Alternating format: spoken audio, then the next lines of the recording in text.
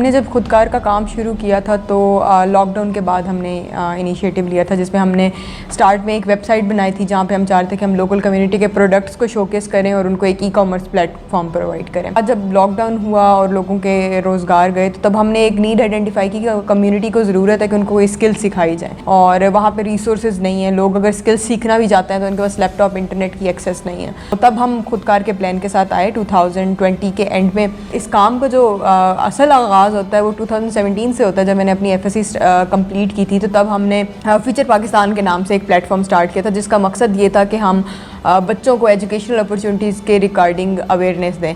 मेरा यूनिवर्सिटी में एडमिशन हो गया था फुल स्कॉलरशिप पे, तो मैं चाह रही थी कि अब बाकी बच्चों को भी पता लगे कि किस तरह से वो स्कॉलरशिप्स पे मुख्तलिफ यूनिवर्सिटीज़ में पढ़ सकते हैं। खुदकार का जो मेन फ़िलासफ़ी है वो ये है कि हम लोगों को रिसोर्सेज की एक्सेस दें।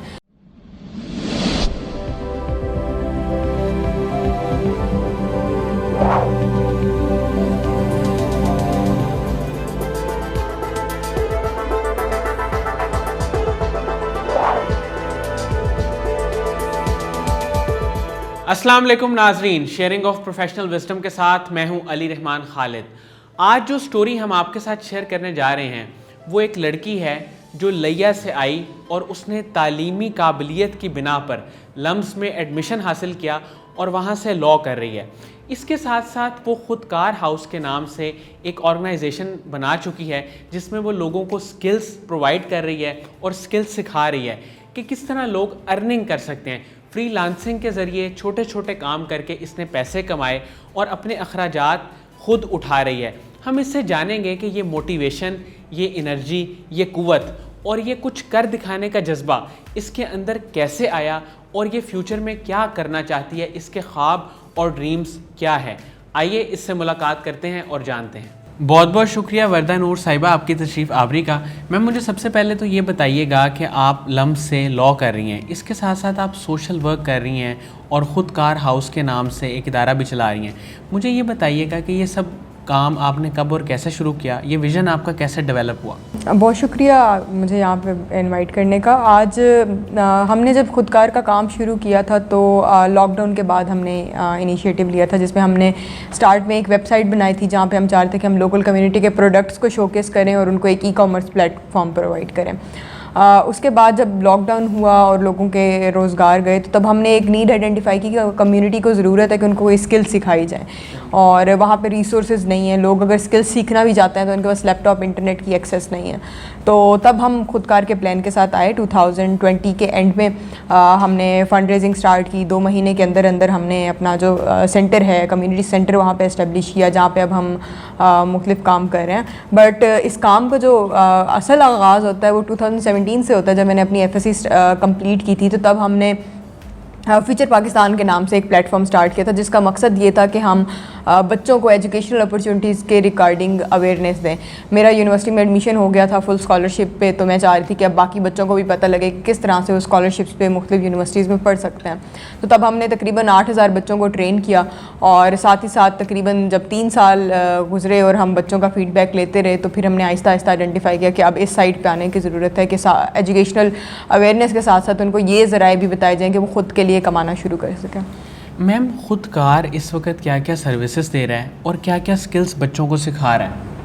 अच्छा, खुदकार का जो मेन फ़िलासफ़ी है वो ये है कि हम लोगों को रिसोर्सेज की एक्सेस दें, और उसके बाद उन पे है कि वो उससे क्या सीखना चाहते हैं और क्या करना चाहते हैं। तो उस सिलसिले में हम 3 चीज़ें सेंटर पे कर रहे हैं। तो एक, हमने अपना स्टिचिंग यूनिट बनाया हुआ है जहाँ पे मुख्तलिफ सिलाई मशीनें और हमारी ट्रेनर हैं जो कि औरतों को सिलाई कढ़ाई सिखा रही हैं। वो ट्रेनिंग्स फ्री ऑफ कॉस्ट हैं। हम उन्हें स्टाइपेंड्स भी देते हैं ताकि वो अपनी बाकी लो पेइंग जॉब्स छोड़ के सेंटर पर आएँ और कोई नई स्किल सीखें। साथ ही साथ हमने एक डिजिटल लैब बनाई हुई है जहाँ पर हम कंप्यूटर्स, अच्छे टेक कंप्यूटर्स हैं और इंटरनेट एक्सेस बच्चों को प्रोवाइड करते हैं। 6 महीने के लिए उनको हम एनरोल करते हैं फ्री ऑफ कॉस्ट। वहाँ पे आके स्टार्ट बेसिक कंप्यूटर कोर्स से करते हैं कि उन्हें कंप्यूटर यूज़ करना आ जाए। Once they are done with the basic course, उसके बाद हम उन्हें मुख्तलिफ लिस्ट की मुख्तलिफ स्किल्स की एक लिस्ट देते हैं जिसमें मुख्तलिफ प्रोग्राम्स जैसे एनेबलर्स करा रहा है और इस तरह के ऑनलाइन काफ़ी सारे प्रोग्राम्स हैं, डिजी स्किल, GFX मेंटोर। तो इन चैनल्स के बारे में हम उन्हें बताते हैं और फिर बच्चे उससे खुद ही सोचते हैं कि उन्हें क्या स्किल सीखनी है। तो वो उन 6 महीनों में रह के कोई स्किल सीखते हैं, डिजिटल स्किल, जिससे वो अपनी अर्निंग स्टार्ट करते हैं। और आखिरी चीज़ जो हम सेंटर पे कर रहे हैं वो ये है कि हमने वहाँ पे एक छोटी सी लाइब्रेरी बनाई हुई है जिसका पर्पज़ ये है कि हम कम्युनिटी में लिटरेचर को प्रमोट करें, कि लिटरेरी एक्टिविटीज़ कराएँ। जिस सिलसिले में हमने कुछ लिटरेरी इवेंट्स भी कराए जिसमें हमने लिया कि मुख्तलिफ शोरा को, मुख्तलिफ अदीबों को इकट्ठा किया और उनके साथ एक अदबी महफिल का इनेकाद किया। मैम, आप बाइक पे ट्रैवल करती हैं, बहुत सारे शहरों का विज़िट भी बाइक पे कर चुकी हैं, इसके पीछे क्या फ़िलॉसफी है? इसके पीछे फ़िलासफ़ी तो ऐसा सच नहीं है, बट ये है कि पहले मुझे शौक़ था बाइक चलाने का, बट शौक़ के साथ साथ जब मैं लाहौर आई थी तो काफ़ी ज़्यादा मसला होता था कहीं आने जाने में। अगर आप ऊबर क्रीम की प्राइसेस देखते हैं तो वो एक बंदा जो कि एक मिडिल क्लास फैमिली से बिलोंग करता है और वो आ रहा है तो उसके लिए वो बहुत ज़्यादा है। अगर मुझे कहीं भी ट्यूशन पढ़ाने जाना है, कुछ करने जाना है, तो मेरी आधे से ज़्यादा जो पैसे मुझे मिल रहे होते थे वो मेरी ऊबर क्रीम की कॉस्ट में चले जाते थे। तो अपने उस ज़रिया उसको आसान बनाने के लिए मोबिलिटी को मैंने बाइक चलाना शुरू की और मैं अपने रोज़मर्रा के काम बाइक चला के जहाँ भी मुझे जाना होता है तो मैं अब उस पर इजीली जा सकती हूँ। मैम, मुझे ये बताइए कि ये स्ट्रगल वाला मिजाज और कुछ करके दिखाने वाला और ख़ास तौर पे लोगों की मदद वाला, ये मिजाज आपका कैसे डेवलप हुआ? क्या कोई ऐसी ट्रेजेडी थी या कोई ऐसा इंसिडेंट था जिससे आप इंस्पायर हुई? क्या हुआ था? खुदकार का पर्पज़ लिया में एक पॉवर्टी एलिवेशन है कि हम गुर्बत का खात्मा करना चाहते हैं। अब मैं उस सारे फेस से ख़ुद गुजरी हूँ, मैंने देखा है कि गुर्बत में रहना कैसा होता है। अनटिल मेरा लम्स में एडमिशन हुआ, फुल स्कॉलरशिप, एंड देन मुझे काफ़ी सारी अपॉर्चुनिटीज़ मिली और मैंने ऑनलाइन अर्निंग स्टार्ट की। तो जब मैं उस सारे स्ट्रगलिंग फेस से गुजर रही थी तो आई रिमेंबर, बहुत पहले की बात है, बट वो एक जो बचपन की दुआ थी मेरे साथ एक स्टिक कर गई। मैं 5th क्लास में थी आई गेस, तो तब मैंने एक दुआ की थी कि अगर मुझे ज़िंदगी में कभी मौका मिला और मेरे पास इतने रिसोर्सेज हुए कि मैं किसी की हेल्प कर सकूं, तो मैं उनकी हेल्प ज़रूर करूंगी। और मैं नहीं चाहूँगी कि आज जिस तरह से मैं अपने से बड़े लोगों को देख के, मैं उस टाइम पे एक बच्ची थी, देख के ये कह रही हूँ कि वो मेरी मदद कर सकते हैं लेकिन वो मुझे इन हालात से निकालने के लिए कुछ नहीं कर रहे। तो मैं नहीं चाहती कि कल को जब मैं बड़ी हूँ और मेरे पास वो रिसोर्सेज हों तो कोई और बच्चा मुझे देख के ऐसे करे। तो उस फ़िलासफ़ी और उस स्ट्रगल की वजह से हमने खुदकार का काम स्टार्ट किया कि कोई और बच्चा हमें देख के ये ना कहे कि ये माशरे में एक बेहतर किरदार अदा कर सकते हैं लेकिन ये नहीं कर रहे। मैम, लम्स से लॉ के बाद आगे आपके फ्यूचर गोल्स क्या हैं? क्या क्या काम आप करना चाहती हैं? आगे फ्यूचर प्लान मेरा ये है कि मुझे क्रिमिनल लॉ प्रैक्टिस करना है और क्रिमिनल लॉ की प्रैक्टिस में आने का पर्पज़ ये है कि 2019 में मेरी एक दोस्त है, उनका भाई था 4 साल का, तो उसका कत्ल कर दिया गया था इस्लामाबाद में। उमर राठौर उसका नाम है।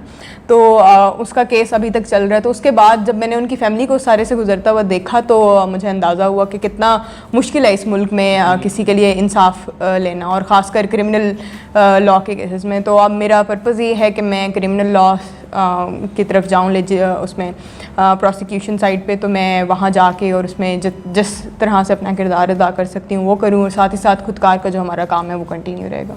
मैम, आपकी लाइफ में, आपकी स्ट्रगल में वो कौन लोग थे जिन्होंने आपको सपोर्ट किया और इतना हौसला और हिम्मत दी कि आप आज ऐसी बातें कर रही हैं और इस तरह की सोच रखती हैं? सबसे पहले तो मेरे ख्याल में जो सपोर्ट थी वो मेरे अपने पेरेंट्स की तरफ से थी, क्योंकि उन्हीं की वजह से एक आपको कह लें आज़ादी मिलती है कि जिन्होंने आपको इतनी आज़ादी दी कि आप जाके कुछ भी कर सकें। आपने अगर कोई काम करना है तो मुझे मेरे वालिदैन ने कभी नहीं रोका कि हाँ तुम लड़की हो तो तुम ये चीज़ नहीं करो। तो पहली सपोर्ट तो ज़ाहिर है उनकी तरफ से रही थी। फिर उसके बाद जब मैंने काम का आगाज़ किया, और इस चीज़ को मैं काफ़ी दफ़ा मेंशन भी करती हूँ कि सोशल मीडिया ने एक बहुत अच्छा उसमें किरदार अदा किया कि मैं सोशल मीडिया पे बहुत एक्टिव थी, तो मैं अपने काम की अपडेट्स देती रहती थी। और 3-4 साल हुए हैं अभी मुझे काम करते हुए, और उस सारे दौरान में मुख्तलिफ सोशल मीडिया पे मुख्तलिफ लोग मुख्तलिफ मौक़ों पे आके उन्होंने उस सारे काम में सपोर्ट की। तो आई गेस सोशल मीडिया एक ऐसा प्लेटफॉर्म था जहाँ पे पूरे पाकिस्तान से मुख्तलिफ लोगों ने मिलकर हमारे काम को आज यहाँ तक पहुँचाया। मैम, कासिम अली शाह साहब की फाउंडेशन है, उनका काम है, उनके वीडियो लेक्चर्स भी यकीनन आपने सुने होंगे, उनके बारे में आप क्या कहेंगी? कासिम अली शाह को मैं काफ़ी टाइम से फॉलो कर रही हूँ। आई गेस मैं अपनी 9th क्लास में थी तब मैंने उनकी वीडियोस देखना शुरू की थी।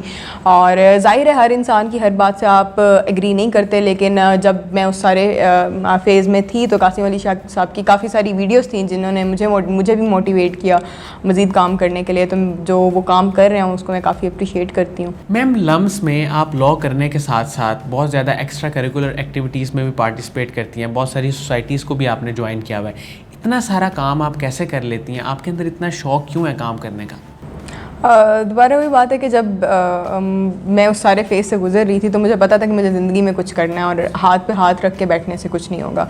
तो जब ज़ाहिर है मैं लम्स आई और काफ़ी ज़्यादा थी वहाँ पे अपॉर्चुनिटीज़ थी, मुख्तलिफ स्टूडेंट सोसाइटीज़ थी, तो मैंने उसमें काम करना शुरू किया। शुरू में थोड़ा सा मुश्किल था मेरे लिए कि मैं बिल्कुल एक डिफरेंट कल्चर, डिफरेंट इन्वायरमेंट से आ रही थी। बट जब मैंने स्टार्ट किया तो मैंने अपने पहले साल के बाद इलेक्शंस में पार्टिसिपेट किया। यूनिवर्सिटी में स्टूडेंट काउंसिल के इलेक्शंस होते हैं, तो मैंने स्टूडेंट काउंसिल के इलेक्शंस भी विन किए। उसके बाद मैं मुख्तलिफ सोसाइटीज़ के साथ एक्टिव रही। अभी मैं करंटली फेमसॉक के साथ काम कर रही हूँ जो मुख्तलिफ औरतों के इशूज़ पे पूरे पाकिस्तान में काम कर रहे हैं।